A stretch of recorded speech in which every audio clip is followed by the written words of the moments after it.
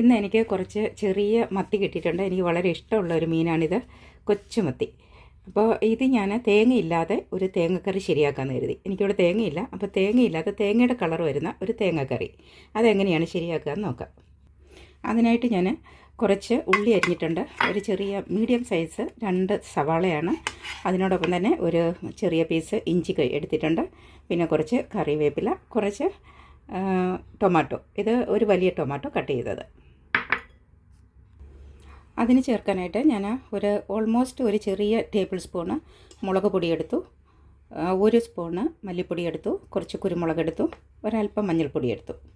ഇത് ശരിയാക്കാനായിട്ട് നമുക്ക് ഒരു പാൻ വെച്ച് കൊടുക്കാം. അതിലേക്ക് കുറച്ച് വെളിച്ചെണ്ണ ഒഴിച്ചു കൊടുക്കാം. എണ്ണ നന്നായിട്ട് ചൂടായിട്ടുണ്ട്. അതിലേക്ക് നമ്മൾ അരിഞ്ഞു വെച്ച ഉള്ളി ഇട്ട് കൊടുക്കാം.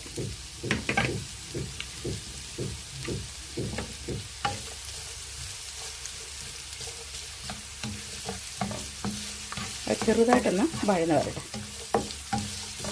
ഒരുപാട് മൂത്തൊന്നും പോകണ്ട. അതിൻ്റെ ആ റോസ് സ്മെല്ലൊക്കെ ഒന്ന് പോകുന്ന വരെ ഒന്ന് വഴന്ന് കിട്ടിയാൽ മതി. ഇനി ഇതിലേക്ക് നമ്മൾ അരിഞ്ഞു വെച്ച ഇഞ്ചി ചേർക്കാം. ഇഞ്ചി ചേർത്തു. അതിലേക്ക് കറി ലീവ്സ് കൂടി ചേർക്കാം. എന്നിട്ട് നന്നായിട്ട് ഇളക്കി കൊടുക്കാം.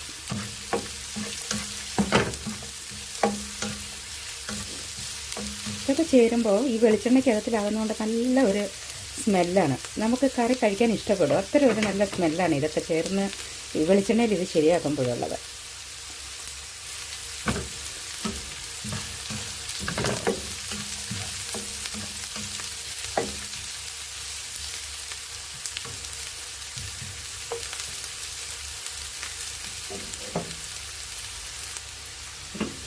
ഇതിപ്പം അത്യാവശ്യം വഴന്ന് വന്നിട്ടുണ്ട്. ഇത് മൂത്ത് പോകാൻ പാടില്ല, എന്നാൽ അതിൻ്റെ നല്ലതായിട്ടൊന്ന് വഴന്ന് വരികയും വേണം. ഒരു ഗോൾഡൻ കളർ എന്നൊക്കെ പറയാം. അതിലൊരു അല്പം കൂടെ താഴ്ന്നു നിൽക്കുന്ന കളർ, നന്നായിട്ടൊന്ന് വഴന്ന് വരിക, അതാണ് ഉദ്ദേശിക്കുന്നത്. ഇതിപ്പോൾ ഇത് ആവശ്യത്തിന് വഴന്നിട്ടുണ്ട്. ഇനി ഇതിലേക്ക് നമുക്ക് അരിഞ്ഞു വെച്ച് തക്കാളി ഇട്ട് കൊടുക്കാം.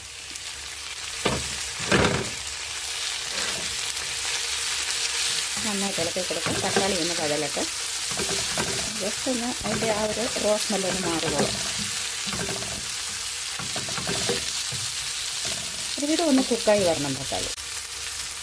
ഇപ്പോൾ തക്കാളി നന്നായിട്ടൊന്ന് കുക്കായി വന്നിട്ടുണ്ട്. ഇതിലേക്ക് നമ്മൾ എടുത്ത് വെച്ച മസാലപ്പൊടികൾ ഇട്ട് കൊടുക്കാം.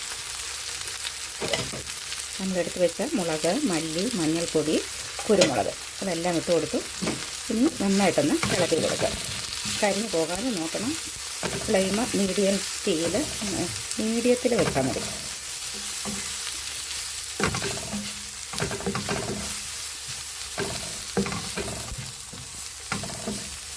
മസാലകളൊക്കെ ഏകദേശം ഇങ്ങനെ ഒന്ന് ഫ്രൈ ആയി വന്നിട്ടുണ്ട്.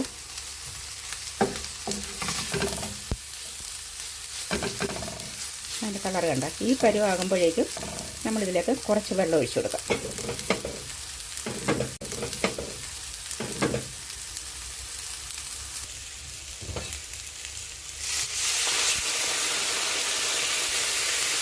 ഒരുപാട് വെള്ളം വേണ്ട.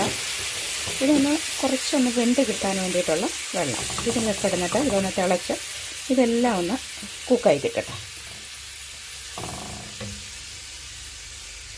ഇതിലേക്ക് അല്പം ഉപ്പ് കൂടി ചേർക്കാം. കുറച്ച് മീനേ ഉള്ളൂ, അപ്പോൾ അതനുസരിച്ചിട്ടുള്ള ഉപ്പിടുക. നന്നായിട്ടൊന്ന് ഇളക്കി കൊടുക്കാം.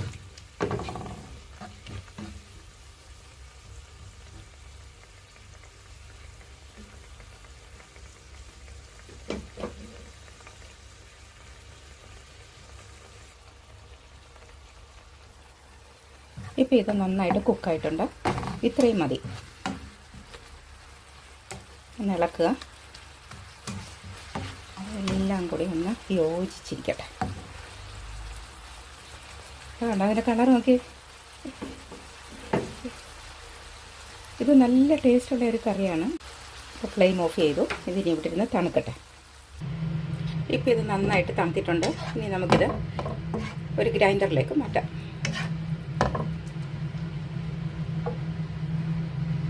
ഇതിപ്പോൾ ഒരു ഗ്രൈൻഡറിലേക്ക് മാറ്റി ഇനി നമുക്കിതൊന്ന് അരച്ചെടുക്കാം. അരച്ചെടുത്തു. നോക്കിക്കേ, ഇതിപ്പോൾ തേങ്ങ അരച്ച പോലെ ആയില്ലേ. ഇനി നമുക്ക് കറിയാക്കാം.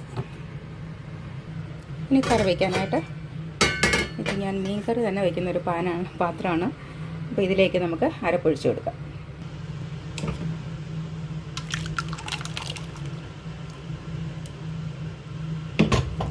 അരപ്പൊഴിച്ചു. ആവശ്യത്തിനുള്ള വെള്ളം കൂടി നമുക്ക് മീൻ എന്തോരം ഉണ്ടോ അതനുസരിച്ചിട്ടുള്ള ഗ്രേവി എന്തോരം ആവശ്യമുണ്ടോ അതനുസരിച്ചിട്ടുള്ള വെള്ളം ചേർത്ത് കൊടുക്കാം.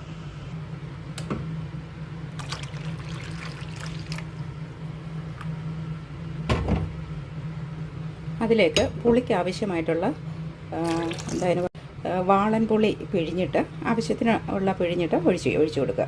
പിന്നെ 2 പച്ചമുളക് കീറിയത്, ആവശ്യത്തിനുള്ള ഉപ്പ്. നമ്മൾ ഇത് ഗ്രേവി റെഡിയാക്കുന്ന സമയത്ത് ഞാൻ ഓനിയൻ്റെ അകത്തൊക്കെ കുറച്ച് ഉപ്പിട്ടിരുന്നു. അതുകൊണ്ട് തന്നെ കുറച്ച് ഉപ്പിട്ടാൽ മതി. നന്നായിട്ടൊന്ന് ഇളക്കി കൊടുക്കുക. എന്നിട്ട് ഗ്രേവിയുടെ തിക്നെസ് എന്തോരം ആവശ്യമുണ്ടോ അതനുസരിച്ചിട്ടുള്ള വെള്ളം ചേർക്കുക. ഇപ്പോൾ എനിക്ക് ഇത്ര മാത്രമേ ആവശ്യമുള്ളൂ, കാരണം കുറച്ച് മീനേ ഉള്ളൂ. അതുകൊണ്ട് ഞാൻ ഇത്രേ ഗ്രേവി ആക്കുന്നുള്ളൂ. ഇനി നമുക്ക് ഫ്ലെയിം ഓൺ ചെയ്യാം.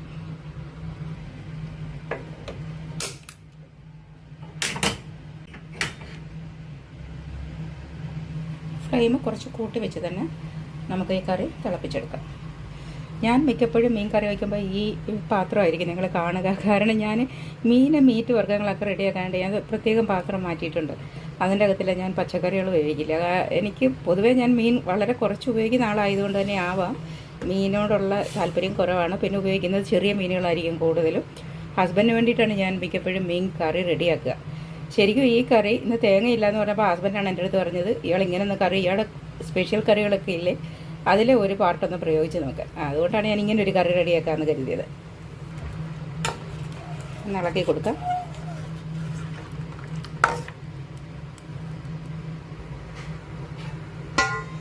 ഇനി ഇതൊന്ന് അടച്ചു വയ്ക്കാം.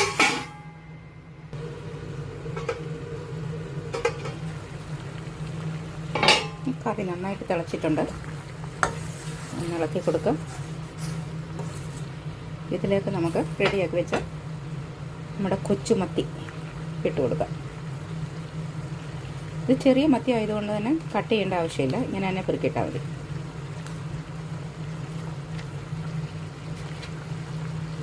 നല്ല ഫ്രഷ് ചെറിയ മത്തി ആയിരിക്കണം, എങ്കിലേ ആ കറിക്ക് നല്ല ടേസ്റ്റ് ഉണ്ടാവുള്ളൂ. വളരെ കുറച്ച് മാത്രമേ ഉള്ളൂ. ഇത്രയും മതി. ഇതൊക്കെ ഒരുപാട് കറി വെച്ച് വെച്ചിരുന്നാലും നമ്മൾ കഴിച്ച് തീർത്തില്ലെങ്കിൽ പിന്നെ ഒരു ടേസ്റ്റ് ഉണ്ടാവില്ല. വെച്ചിരുന്ന് കഴിക്കുമ്പോഴേ ഇങ്ങനെയൊക്കെയുള്ള കറിയൊക്കെ ആകുമ്പോൾ നമ്മൾ അത് അന്നേരം തന്നെ കഴിച്ച് തീർക്കണം. അല്ലെങ്കിൽ നമ്മൾ ആ ഒരു ദിവസം കൊണ്ട് അടുത്ത ദിവസമൊക്കെ ഇരിക്കുമ്പോൾ ഉള്ളിയൊക്കെ അരച്ചതാകുമ്പോഴേക്കും വേറെ ഒരു ടേസ്റ്റായി മാറും. അപ്പോൾ ഇതിപ്പോൾ ആവശ്യത്തിന് ഉപ്പൊക്കെ നോക്കിയിട്ട് നമുക്ക് അടച്ച് വെച്ചിട്ട് ഇത് വേവിക്കാം. ഉപ്പ് ഇച്ചിരി കുറവുണ്ടായിരുന്നു, ഞാൻ അല്പം ഉപ്പും കൂടെ ചേർത്തു. ഇനി ഇത് അടച്ച് വയ്ക്കാം. അടച്ച് വയ്ക്കുമ്പോൾ ഒരല്പം ഇങ്ങനെ തുറന്നിരിക്കത്തക്ക രീതിയിൽ അടച്ചു വെച്ചാൽ മതി. മീൻകറി ഏകദേശം റെഡി ആയിട്ടുണ്ട്. കൂടുതലിട്ട് ഇളക്കണ്ട. ഒന്നുകിൽ നമ്മൾ ഈ പാത്രം എടുത്തൊന്ന് കറക്കിയെടുക്കുക, അല്ലെങ്കിൽ ചെറുതായിട്ട് ഇങ്ങനെ ഒന്ന് ഇളക്കി കൊടുക്കുക. ഇനി ഇതിലേക്ക് കുറച്ച് കറി ലീവ്സ്,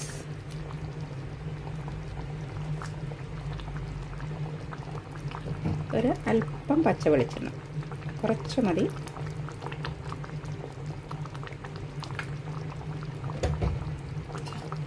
ജസ്റ്റ് ഒന്ന് ഇളക്കി കൊടുത്തു. ഇനി ഇത് ചെറുതായിട്ട് ഒന്നുകൂടി ഒന്ന് തിളക്കട്ടെ, എന്നിട്ട് നമുക്ക് അടച്ചു വെച്ചിരിക്കാം. ഇപ്പം മീനൊക്കെ റെഡിയായി, മീനൊക്കെ നന്നായിട്ട് വെന്തിട്ടുണ്ട്. അങ്ങനെ തേങ്ങ ചേർക്കാത്ത തേങ്ങാക്കറി, തേങ്ങയുടെ കളറുള്ള കറി റെഡി ആയിട്ടുണ്ട്. ഇത് ചോറിൻ്റെ കൂടെ നല്ല ടേസ്റ്റായിട്ട് നമുക്ക് കഴിക്കാൻ പറ്റും. അപ്പോൾ നിങ്ങളൊക്കെ ഇതൊന്ന് ശരിയാക്കി നോക്കണം കേട്ടോ. ഒരല്പസമയം കൂടി നമുക്കൊന്ന് അടച്ചു വയ്ക്കാം.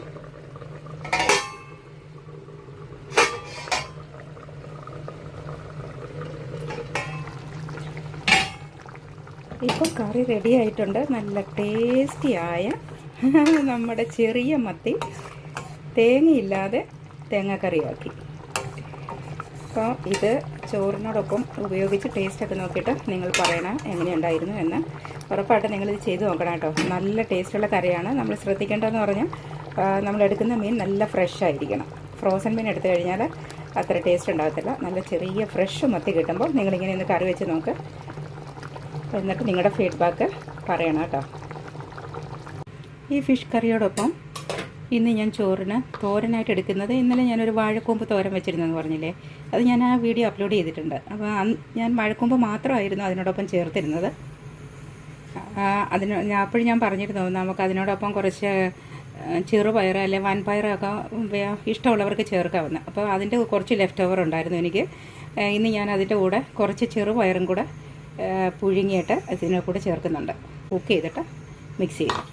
വേറെ ഒന്നും അതിൻ്റെ കൂടെ ചേർത്തില്ല ഞാൻ, അത് ജസ്റ്റ് അതിൻ്റെ കൂടെ ഒന്ന് മിക്സ് ചെയ്തെടുക്കാൻ വേണ്ടിയിട്ട്. അപ്പോൾ അങ്ങനെ ഇഷ്ടമുള്ളവർക്ക് ഞാൻ ഇന്നലെ പറഞ്ഞിരുന്നു ഈ ചെറുപയർ വൻപയറൊക്കെ അതിൻ്റെ കൂടെ ചേർക്കണം എന്നുണ്ടെങ്കിൽ ചേർക്കാമെന്ന് പറഞ്ഞിരുന്നു.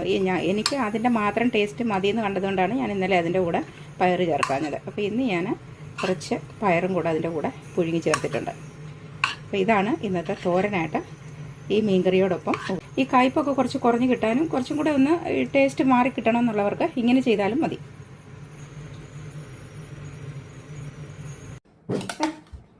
നല്ല ആവി വറക്കുന്ന ചോറ്, നമ്മളിപ്പോൾ ശരിയാക്കിയ മത്തിക്കറി ഞാനത് ആ പാത്രത്തോടെ ഇങ്ങനെ എടുത്തുകൊണ്ട് വന്നു. ഇത് കഴിച്ചിട്ട് സത്യമേ പറയാവുള്ളൂ കേട്ടോ എങ്ങനെയുണ്ടെന്ന്. എന്നോട് കറി വയ്ക്കാൻ പറഞ്ഞ അതേ രീതിയിലാണ് ഞാൻ കറി വെച്ചിരിക്കുന്നത്. അപ്പോൾ ഇത് കഴിച്ചിട്ട് ടേസ്റ്റ് എങ്ങനെയുണ്ടെന്ന് പറയണം.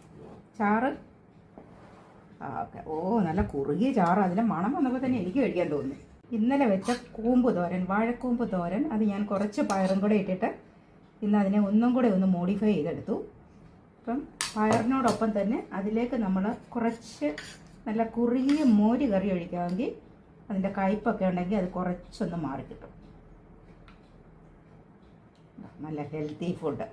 കഴിച്ചിട്ട് പറയാം എങ്ങനെയുണ്ടെന്ന്, കള്ളം പറയല്ലേ. ഓക്കെ, ഇതാണ് കഴിക്കുന്നതിൻ്റെ സ്റ്റൈല്. നാടൻ ടേസ്റ്റ് അടിപൊളി. Okay, thank you. അപ്പോൾ ഇനി കഴിച്ചോ. ഇതാണ് ഞങ്ങളുടെ ഇന്നത്തെ ഉച്ചഭക്ഷണം. അപ്പോൾ നിങ്ങൾ ഇതുപോലെയൊക്കെ ഒന്ന് ശരിയാക്കി നോക്ക്, നിങ്ങൾക്കും ഇഷ്ടപ്പെടും. സാധാരണ നാടൻ ഭക്ഷണം ഇഷ്ടപ്പെടുന്ന എല്ലാവർക്കും ഇങ്ങനെയുള്ള കറികളൊക്കെ ഇഷ്ടമാകും. അപ്പം നിങ്ങൾ ശരിയാക്കി നോക്കുക. ഞാനും ഇനി കഴിക്കട്ടെ.